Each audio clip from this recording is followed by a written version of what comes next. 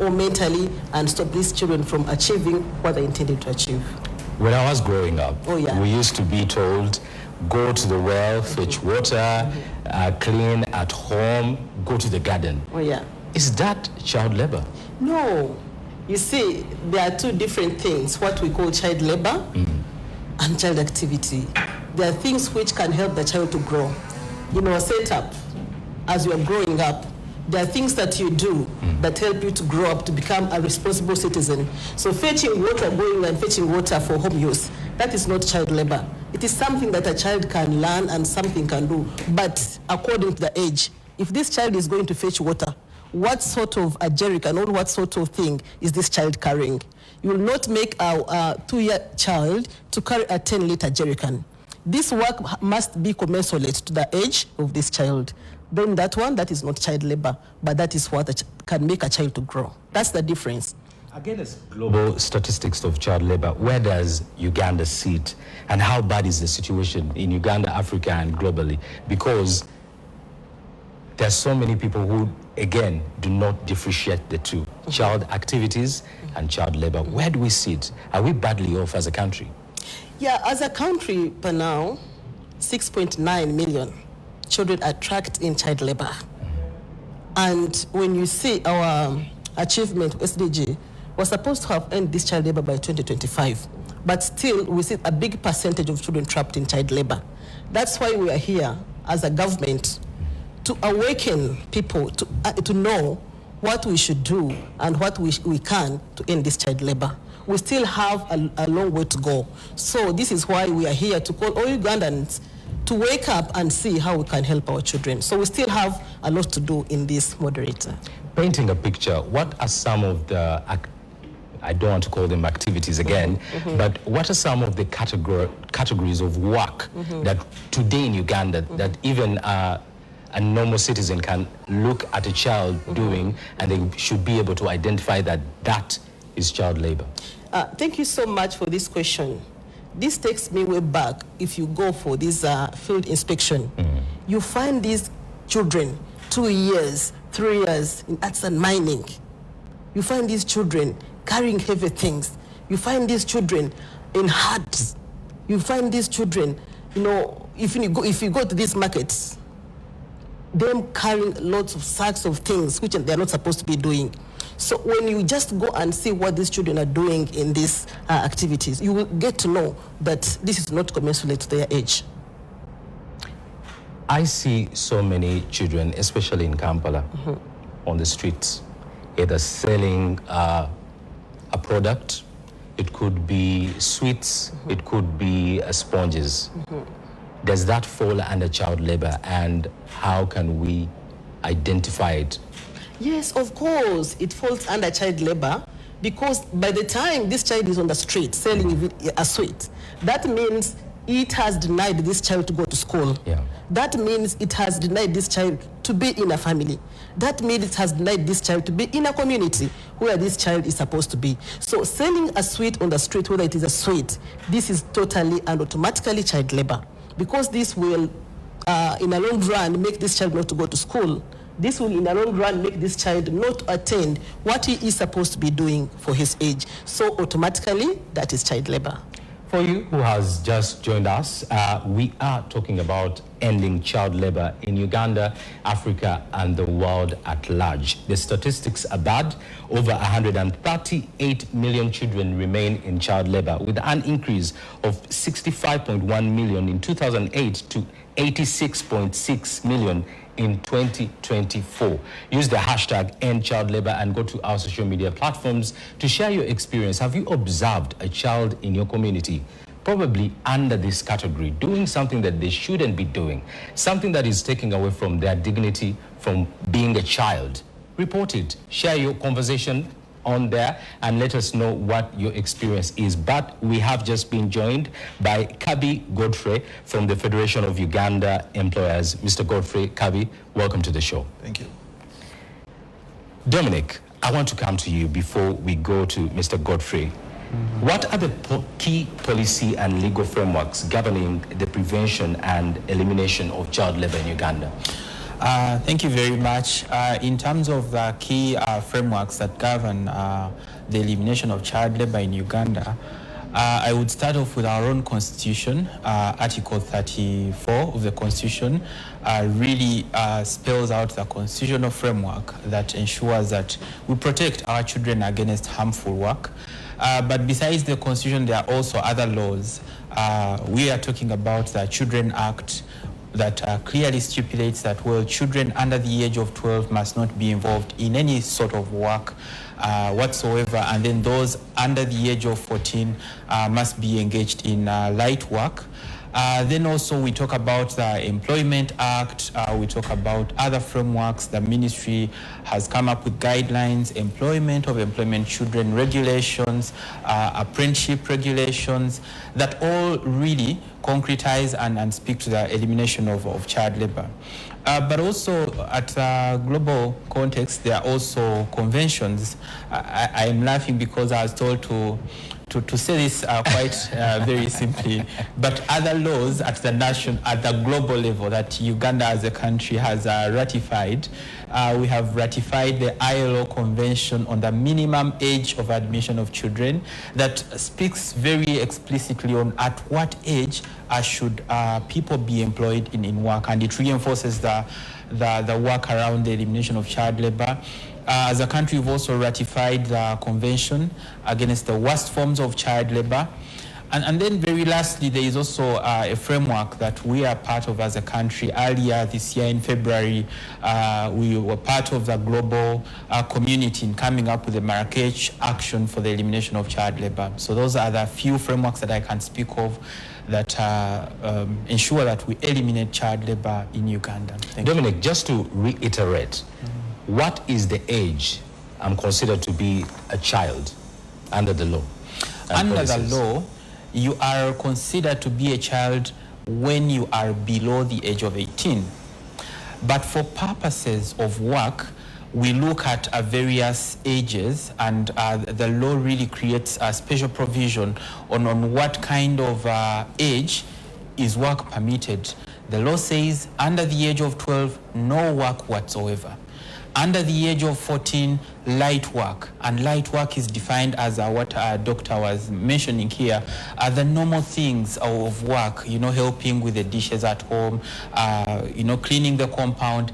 That work that does not physically, mentally, or psychologically affect the growth and development of the child. And then the other regulations that really touch to how also they govern the businesses, that when they are employing young children, what should they follow? Should have a register, they should have supervision, children should not work for more than 14 hours in a week, and all the other kinds of protection that the law puts in place to ensure that the biggest motivation is that the childhood dignity potential is preserved, even when the children are exposed to permissible work for those that exceed the age under the law. Mr. Kabi Godfrey, you have just joined us, and thank you for joining us. The Federation of Uganda Employers, what's your mandate and mission in Uganda? Yeah, thank you. Our mandate and mission in Uganda as the Federation of Uganda Employers, first of all, the Federation of Uganda Employers is the association for employers in this country.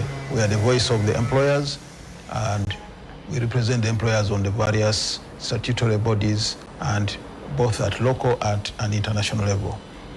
So our mandate is to guide and advise employers on, first of all, on compliance and best practices in employment. So how are employers, especially in Uganda, ensuring that their supply chain is free from child labor? Because we have seen in sectors like agriculture, downtown Chikubo, there's so many kids who are involved in this work. How are you making sure that child labor is not something that you are doing as employers? Yeah, thank you very much. Employers are in different categories. We have the formal employers, like NTV, but then we have suppliers in the informal sector. We have the individual farmers in agriculture who participate in the supply chain. So what we are doing is to sensitize employers. We have developed handbooks for training employers on the vice of child labor. We have also developed guidelines for them to be able to identify, under due diligence, to identify who a child is, and also try to help them with the policies so that the policies can provide for incidences of guarding against child labor. And this one, we are doing it in line with the contracts that we sign with the suppliers, so that when we sign a contract with the suppliers, in the contract, we embed a provision against child labor. Are these effective? Well, they have been effective because, for instance, now, let me say all the formal companies, you will not find child labor. Now, in the supply chain, which is highly unregulated, of course, we have tried our best because, for instance, you can see that in the products, especially those that end up in the European Union, I can give the example of coffee and tea. The market also dictates, and that is how we have been able to reach through McLeod. We were able to reach down to their suppliers because all the suppliers are registered, and then we're able to reach out to them and sensitize them on child labor, and it's giving us some good results. Dominic, earlier on you mentioned the policies and laws that are in place to curb child labor in Uganda. How effective is the implementation? Because even still today, when Dr. Judith mentioned the statistics that we have in Uganda, they're high. Yeah. Thank you. The implementation, I would say that we have made significant progress as a country. However, I would say that there are still gaps because one would look at it purely from the legal context that, well, there are laws that are existing. But I would tell you that there are other drivers of child labor.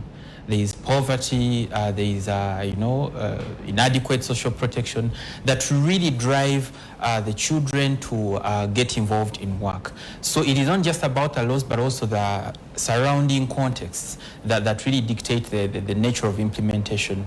But also I would speak to the fact that a majority of the child labor as we see it in Uganda happens in very informal contexts. So you have seen that the law and the various actors, the employers, the ministry have made quite a number of targeted interventions for those that are formal. That the employers, we have these rules, regulations, but you will agree with me that majority of the child labor actually happens in very informal contexts that you struggle to penetrate those kinds of sectors in the agriculture sector, mining, fishing, and quite a number of others. So in terms of our progress, yes, we've made significant progress, but like you see the theme for this year's child labor celebrations, we are talking about the acceleration of that progress. So one of the things that we could possibly look at are those informal contexts where child labor thrives, and then the other drivers of child labor talk about poverty, social protection, and the others. Dr. Judith, talking of drivers, causes of child labor, but also the work towards implementing these laws and policies that are in place to curb child labor, what is government doing to make sure that this issue is solved once and for all? Yeah, thank you so much, moderator. Like my colleague has restated it. We've seen that the major driver child labor is poverty.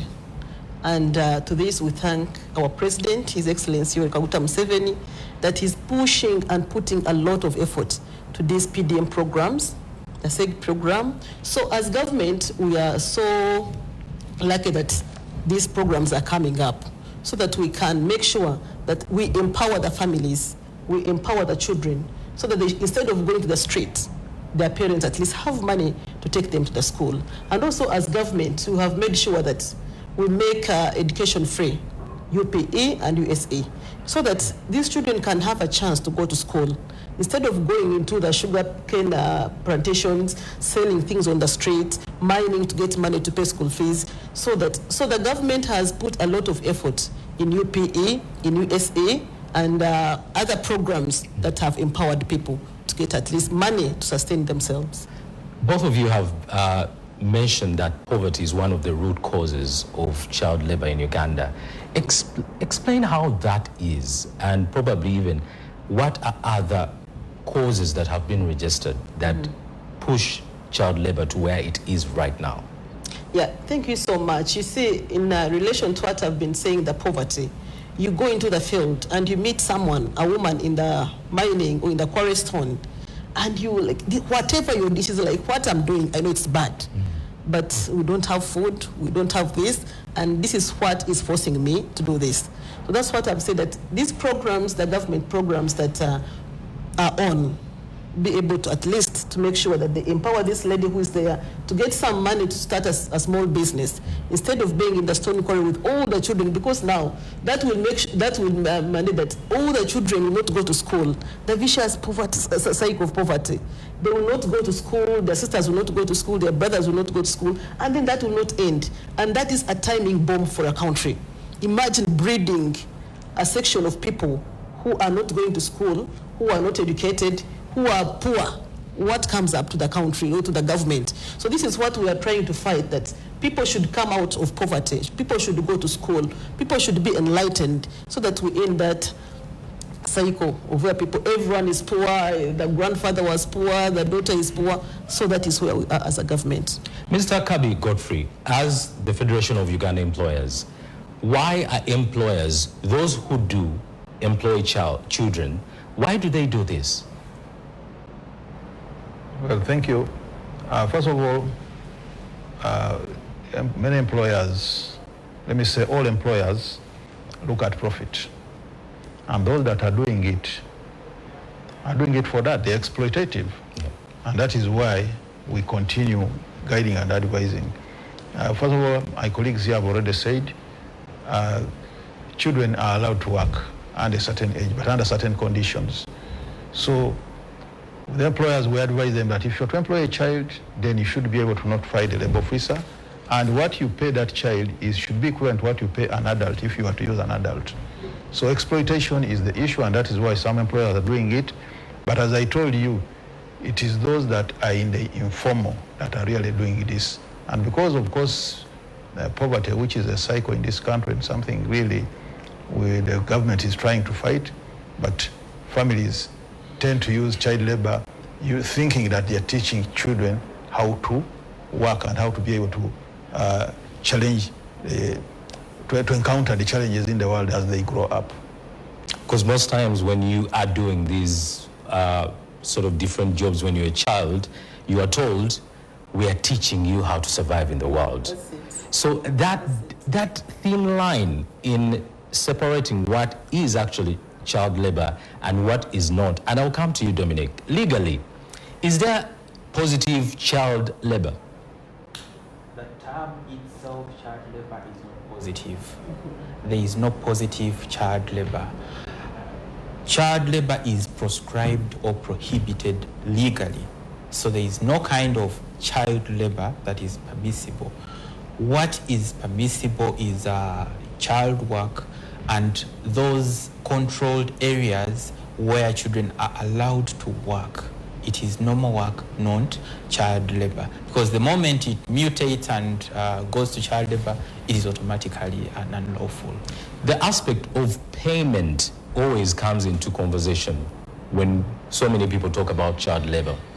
And they understand that whatever thing or job a child does that pays them, that is considered child labor. But we have seen children work in controlled formal sectors. Then how do you describe that? The law describes this very clearly. When they say, for example, that children under the age of 14 can be engaged in light work, they look at the holistic development of the child. I've told the audience that when the children are told to do light work, it is not for the entire 14 hours or whatever working hours that people usually have. It is for not more than 2 hours a day. And those are 14 hours in a week. But also, I just mentioned that, but the law also puts other guidelines. One, that kind of work must not interfere with the child going to school. That kind of work must not be done after 7 p.m. So you see there are other guidelines that the law really puts in place to protect the dignity, to protect their childhood, but ensure that, well, as the child is working, because the law is also not blind, it is alive to the circumstances where maybe children may work, but it is coming in to protect those and say that, well, if the child is working not more than 2 hours a day, 14 hours in a week, let the employer keep a registrar. Let them keep giving reports to the labor officer to show that they are compliant.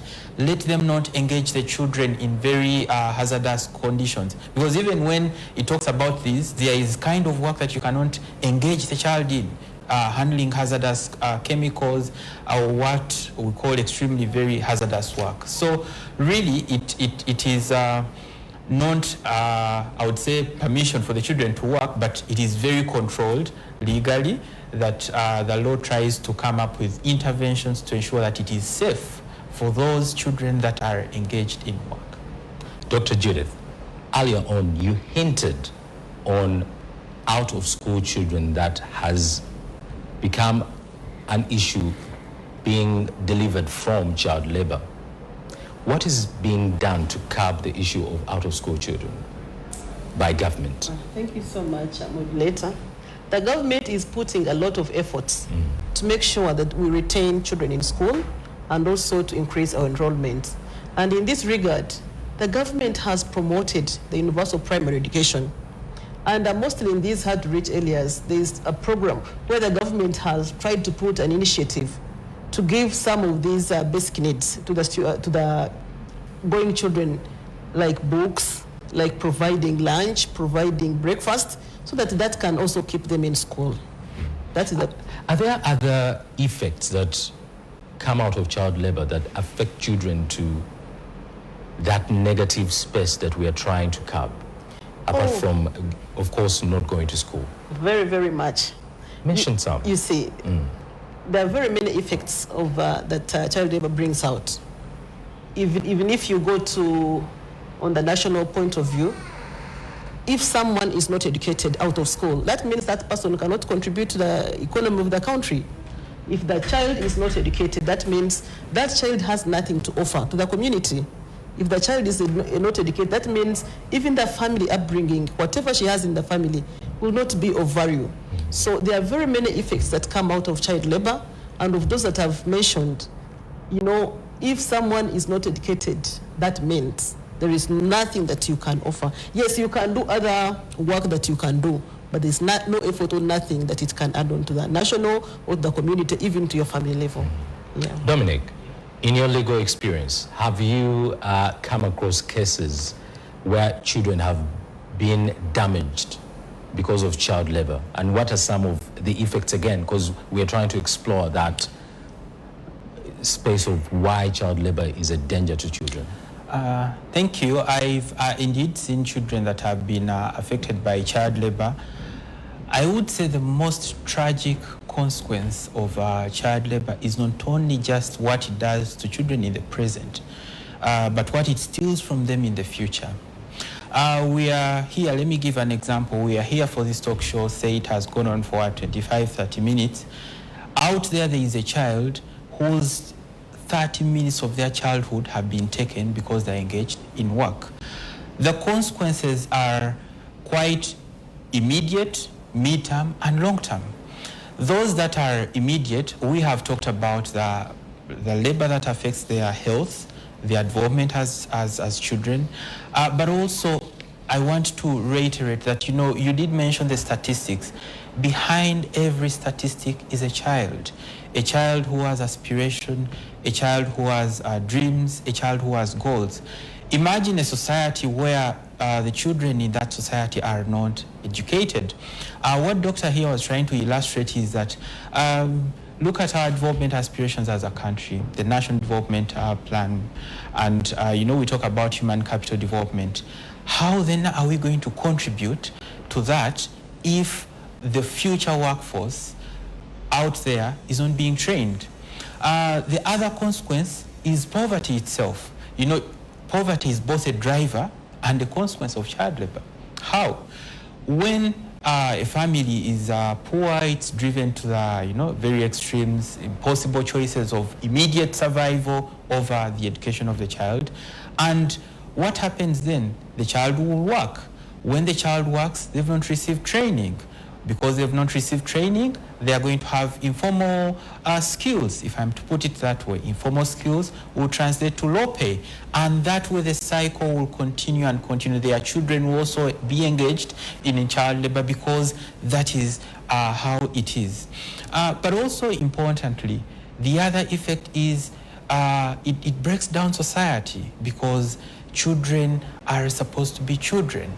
We should not just look at it from the point of the labor, the contribution to the country, the education, but this is robbing them of their childhood. First, before they become adults to work, they must be permitted to be children. And that is what the law is, and that is what everyone, the concerted efforts from all stakeholders is. Let the children be children before they are allowed to become adults and work. So that and many, and it's also a global problem, like you said. If it weren't as dire as it is, you wouldn't see all these global kind of frameworks, commemoration that come in to reinforce the idea that children must at all times not be exposed to hazardous work or child labor at that. Thank you. Mr. Kabi Godfrey, as one of the leaders for the Federation of Uganda Employers, what has been your experience? What has been registered by employers as the negative consequences on children who are engaged in child labor? One, sustainability of business. Because if the children are robbed of their potential at that early age, that means in the future we shall not have skilled labor. And that is a very big concern for employers, because we want the skills, but the skills should be nurtured from an early stage. And that is, children should go to school, go through high school, and probably to tertiary institutions or university to acquire the necessary skills. That is one. And the other one, usually when people are in that kind of low pay, their productivity is also low. And employers taking on the semi-illiterate employees, training takes much longer and it eats into the profits. So those are very negative effects and that is why employers are very much interested in participating in the fight against child labor. Well, for you who has just joined us, we are having a discussion on child labor in the world in Uganda, and every 12th June of every year, the World Day Against Child Labor is commemorated. And in Uganda, this year, the theme is accelerating action to end child labor, dignity and full potential of every child. Be part of the conversation. Go to our social media platforms, that is on X, Facebook and YouTube, and use the hashtag #EndChildLabor. Tell us, what has been your experience? Have you been engaged in child labor yourself? Have you seen someone in your community doing so? And how do you report them? We are going to find that out. I'll come to you, Dr. Judith. I live in Kawempe, I live in Semto, I live in Katwa, I live in Bara. When I see children engaged in child labor, what do I do? Thank you so much, moderator. This is an action for everyone. This is an action for everyone. And it is not that it's only police, it's only LC that have to report. We call upon everyone, wherever it happens, wherever you see something that it is child labor, make sure you report to the nearest authority. So kindly, this is a call to everyone, a call to every person everywhere you are, whether in town, whether in the village. Even we have been seeing scenarios on TV where most of these issues have been reported by the neighbors. We have been, social media, we thank social media now that it has come into play, where most of these things have been coming up and reported by the neighbors, by the passers-by. Wherever someone sees something that is not good, kindly report. It is our responsibility, it is your responsibility, and it is my responsibility. Dominic, as a lawyer at Initiative for Social and Economic Rights, Earlier on, you mentioned the laws and policies that are protecting children against child labor. I am a child. I am being forced to work. Where do I start? Where you start, first of all, there are structures right from the local government upwards towards the ministry. There is even a child labor unit as one of the interventions that the government has come up with to ensure that it curbs child labor. When a child is employed, they can report to the labor officer. These are usually everywhere in all districts. They are usually labor officers, but also to reinforce what Dr. rallying call was that even when the child wants to report, they can go to the nearest elder, tell them, I'm being exploited. And then the elder will know the right person to contact, be it the LCs, be it the labor officer, and then the matter can be taken up from there.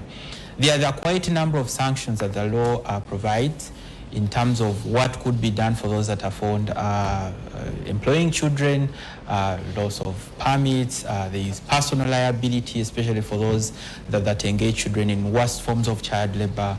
There are quite several penalties. And again, as Mr. Kabi here from the Federation of Uganda Employers mentioned, it also, there are consequences that are dictated by the market. Talk about market access.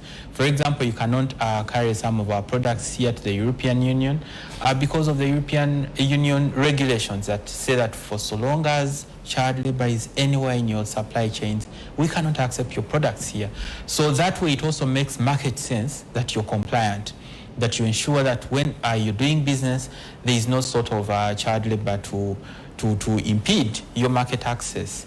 So that is what I can speak to that, on how those that find themselves, especially children trapped in the clause of child labor, can seek out for redress and help from the authorities.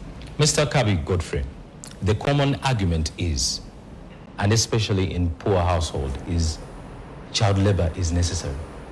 I am looking for your school fees. I am a parent who is looking to take care of a child. I tell my children, you have to work. If you don't work, we are not surviving. Then I become an employer. How do we solve that issue? And how does a child who is being employed by a parent get out of that situation?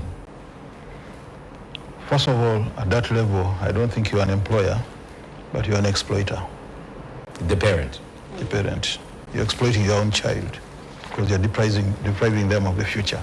But as I said earlier, we reach out to these because they are our suppliers. So we reach out to them through community outreach. The example I gave of some of the former companies, let's say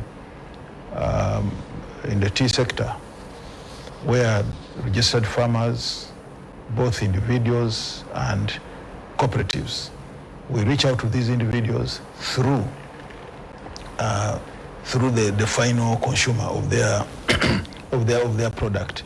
So those outreaches are very important under CSR, and you'll find that a company like Kakira in the sugar sector even does more, because they even give scholarships to communities, and the sensitizations are constant, because the catchment of your product means that you have access to the individuals. So we reach out to these individuals, and we are now using social dialogue, because much as the laws are there, but the people should first of all appreciate that child labor is bad, and when we continue with that, I think we shall get there.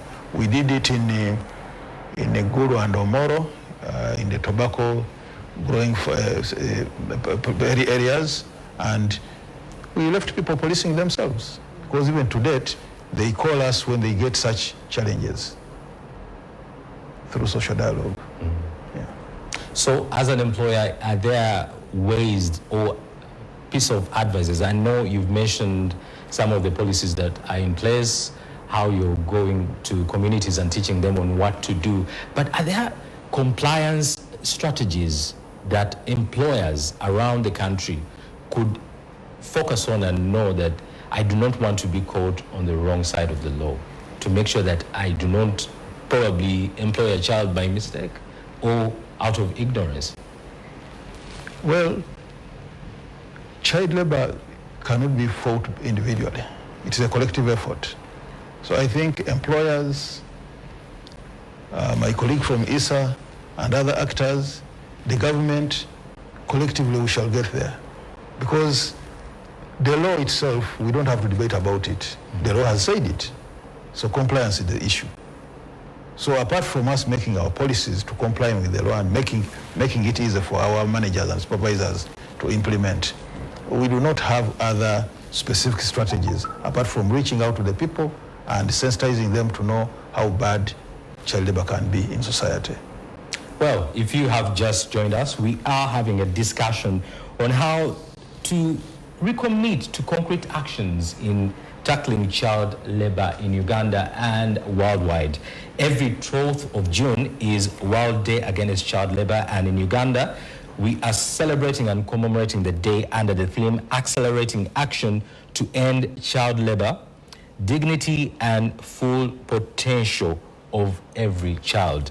Dr. Judith, I'll come to you as we move towards the evening hours of this conversation.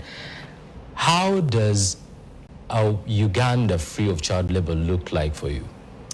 Oh, thank you so much, the moderator. You know, when you, this question drives me to, I've been in a conference, I think 2 weeks back, and then one of the components that came in was child labor.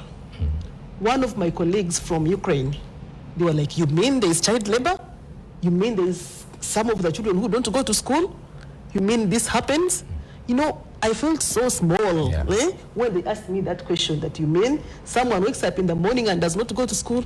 So this is what I can say, that Uganda without child labor, a Uganda, a good Uganda, a better Uganda that will have people employed with skills, a Uganda that will have people who are free from exploitation, a Uganda that will all be proud of.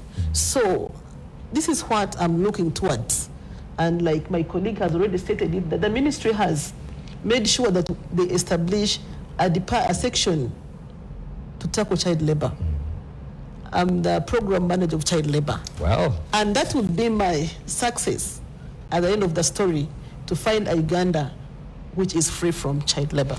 Are there particular targets that we can pinpoint and say maybe in 5 years or 10 years, these are the targets that we want to achieve towards that Uganda free of child labor? Oh yeah, thank you so much. You know, when you set a program, you also have to set a target. Indeed. Like what I've already mentioned about the SDG, we were supposed to end this child labor by 2025. But now, as government, we are setting targets at least that by 2030, child labor to have reduced to 18%, to where it is now. At least to have, you know, we cannot say, we can't do it overnight in one day. So, but our targets are to end child labor.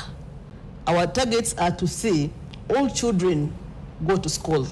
Our targets are to see all these children have to do work that is commensurate to their years and to their age, so that we can have a Uganda which is free from child labor. Dominic, what's the future that you hope for? The future that I hope for is that which is envisaged under SDG 8.7 that explicitly speaks about the complete eradication of child labor. A nation or a state without child labor is a prosperous one, because at any material time, you know that your children are being trained and you're not going to be short of skilled labor force. But most importantly, from the rights perspective, that is another scourge of the list of violations of rights, because now this touches children, and a country that is free from child labor is that which is free from violation of children's rights. Mr. Kabi Godfrey, as the Federation of Uganda Employers, what are the targets that you have as an organization? Our target is to have employment spaces without child labor at any cost. But of course, as my colleagues have said, you cannot easily stamp it out, because we still have that informality where they're hard to reach, but we're trying our best. So our target is to eliminate child labor through the supply chains, and that's what we're doing now. As we conclude the conversation, I usually want to relate these stories, because sometimes when you have these discussions, they seem far away from you individually. So I'm going to humbly ask each one of you to share a personal story or an experience towards child labor and how it affected either you or someone you know, and how they were able to get out of it. And I'll start with you, Mr. Kabi. Do you have a story to share? Well, I have one. Please. I actually have many, but I'll pull out one. Not very long ago, I think about 5 years ago, my wife sourced house help. And the girl that was brought looked very young to me. Because the girl came in on, I think, on a Sunday. I go back home after 1 week and I find her. I see the girl. To me, she looked like 15 or even less. So I talked to my wife. I said, I'm one of the activists against child labor. And I don't think this one can stay in my home as our house help. So I asked my wife to take the girl back. So the girl calls the father and says, my husband says he doesn't accept young people in the home. The father pleads, we don't have anything. Please help us keep the girl. So I told my wife, we don't have much work here. We can't stay with the girl, but ask her whether she can still go back to school, because she had dropped out in primary 6. The girl said, actually by the time she came to my home, she had ever worked somewhere here in Kampala. So she says, no, I don't want to go back to school. So I said, no, what does she want to learn? She said, I want tailoring. So that's what we did. We attached her to a tailor, paid some 450,000 for 6 months. She learned tailoring, and she stayed with us for about 1 year. And of course, we had to give her some money to buy a machine, a sewing machine, and also some little money to start with. And that's how we helped her and then discharged her. Because sending her back home, actually, she was even trying to shed tears. I think they were going to marry her off at that age. Wow. Yeah, so that's how we helped her. And that is common, because I see so many homesteads with helpers who are really, really young, and probably some people do not see it as child labor, but they see it as, I am helping this child to have a home, to have somewhere they can start a future from. Dominic, what's your story? I would have said two that I would speak to. Of course, one would be from the legal context. The other is something I saw physically. About 2 or so years ago, there was a time we were in one of the districts there in northern Uganda, and I witnessed firsthand children who were carrying sacks of charcoal on a weekday, taking it to the market. I don't know what it's called. Is it half a sack or something? The child was really young. I remember being concerned and asking, how is it possible that these children are carrying these sacks on their head at that age, taking them to a market? And I remember still, I spoke to the labor officer in that place. That's one of the stories. But also from the side of the legal context, I've also firsthand seen various districts in Uganda, including those in the Albertine, that have worked very, very tirelessly to ensure that they eradicate child labor. They've enacted ordinances that speak to their local context to ensure that there is no child labor in agriculture. And they've contextualized it so well that they have come up with initiatives and interventions from their own local context to ensure that there is no child labor within their areas of influence and jurisdiction. Judith, Yes. what's the story? I know you have one. Or two. Yes, I have one, and in recent, what I can say, a live one. Back in our village, there was a this man used to go with his children, and these were 2 years and 3 years. This was someone who never had a stable home, stable family. And one time, people called my mother that this man is mentally sick. We have met someone with these children. They always go with him, and one is a girl, one is a boy. And salute to my mother, great disciplinarian and educationist. Yeah. My mother likes helping children to go back to school. These kids were like, and people were like, no, let them stay in your home. Let them keep helping you out. You are there alone, you don't have children, let them help you out. But let me tell you, this is a very great experience and a story that I will live to say. My mother brought up those 2 kids, a boy and a girl. They brought joy in our family. Wherever you just park the car, they're the ones to come and open your door. How are you, auntie? And my mother took them back to school. They had never seen a pen, a pencil in their lifetime. And this time now, when they come back from school, they're like, cuckoo. Cuckoo, meaning grand. Cuckoo. This is what they have told us at school. The teacher does this, the teacher does. You see that they are now having joy in themselves. You see, this is now that they are regaining their childhood dreams. They are regaining what they can be. So, to me, child labor is the worst form that you can do, and it can rob someone's future. So let's put our hands together. If you have that, because many children are vulnerable. We have many vulnerable children in our families, in our homes, in our communities. But instead of using them to give them 1,000, let's advise them to go back to school. Let's advise them, yeah, she can come and help you, yes. Let that child help you. But also, as someone who would add more effort, maybe, or do something else, advise these children to go back to school.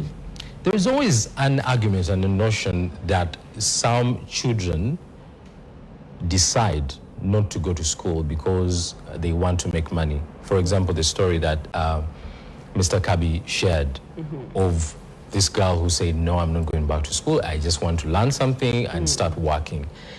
Is that a situation where money and being free, having this freedom to buy whatever I need without an adult telling me what to do, is that an attraction or a reason why some of these kids actually freely enter child labor?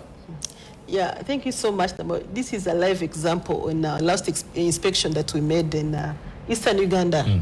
We found these small boys in the mining, and we asked them, why are you not at school? That we have come to make money. Which money do you want? Do you have parents? Yes, we have parents. Have you paid school fees? We go to school for free. What do you want? Someone said that they want to buy us a New Jersey because they have seen other children on us in New Jersey, New Jersey. So some of these children, they go to do work because they need something outside what can be protected. So this is the role as parents, to make sure we monitor, to make sure we do what we can. Because these are young children. Yeah. Everyone likes money. When they see someone putting on this shoe, they will want to buy. And of course, buying it, you have to go and work. So we have to make sure that we streamline our children. We must make sure that we guide them. That if you go to school, you will have more money than going to the mining site and you get 5,000, which you'll buy an Arsenal jersey and it will be out of the next day. So and Arsenal didn't even win the Champions League. Arsenal won. I digress. I'm a Premier. Oh, you are Arsenal fan. Shout out. I'm sure I have colleagues in that are supporting. Congratulations. We are there. Dominic, has this been an issue where children have actually freely joined child labor without being forced? Because the assumption is children are forced to work. Yes, but partly. Because the context, like I said, what would direct them is one of the reasons that Doctor has mentioned, the lack of parental guidance. But also, I would still put it on poverty. Because when the children do not have money to meet even their basic of necessities, work becomes inevitable for them. It becomes not a question of where they're involved in child labor. It becomes a question of their own survival. And anyone who is pitted against those odds would definitely, find themselves trapped in child labor, even so willingly, because what you would call willingness is their urge to survive, the urge to have, access to basic needs, the urge to have, access to some of these basic services. And, well, that cannot be a problem of the children. It is a problem of all of us, the society, the country, the employers, the parents.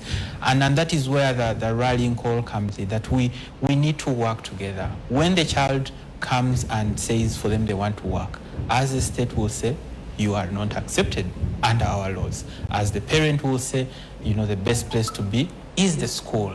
As the employer will say, you know what, let me employ you when you've gotten skills that you would obtain from school. And as a community will say, the best investment we can have in our community is the education of these children. So that way you will see that even those children that are, I would say most respectfully, more inclined voluntarily to engage themselves in this kind of labor are guided and, rehabilitated to comply and secure their future through education. Thank you so much. As we conclude this conversation, I want to thank you who is at home, who has been watching, and I encourage you again to go to our social media platforms and use the hashtag End Child Labor. In 30 seconds, I would like to ask Mr. Kabi Godfrey just to tell us what the Federation of Uganda does and one last word. 30 seconds. We sensitize both employers and communities, but most important is social dialogue, and also to encourage all players to,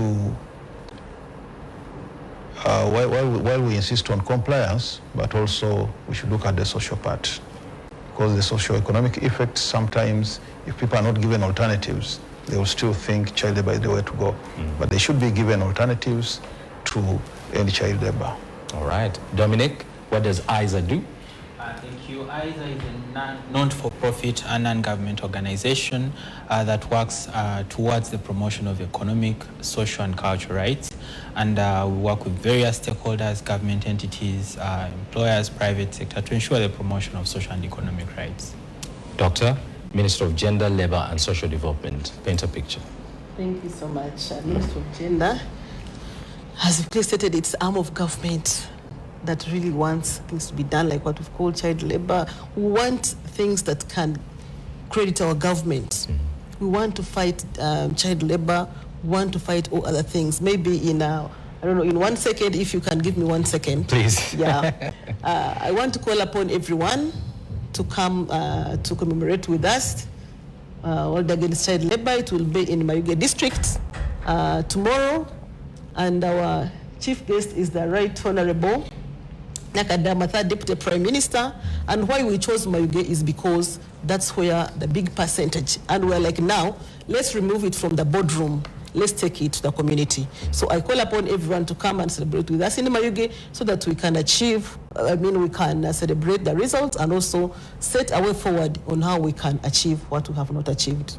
Well, gentlemen, Doctor, thank you so much for this wonderful conversation. And for you at home, thank you for keeping with us. Again, I remind you, you can go to our website, www.ntv.co.ug, and you can catch up on what you missed. Continue the conversation. Go to our social media platforms. Use the hashtag #EndChildLabor. That is on X, Facebook, and TikTok, Instagram, and YouTube. Well, I remind you, on 12th June, which is tomorrow, we are commemorating World Day Against Child Labor, and the theme is accelerating action to end child labor, dignity and full potential for every child. My name is Idris Matusagawa. Thank you.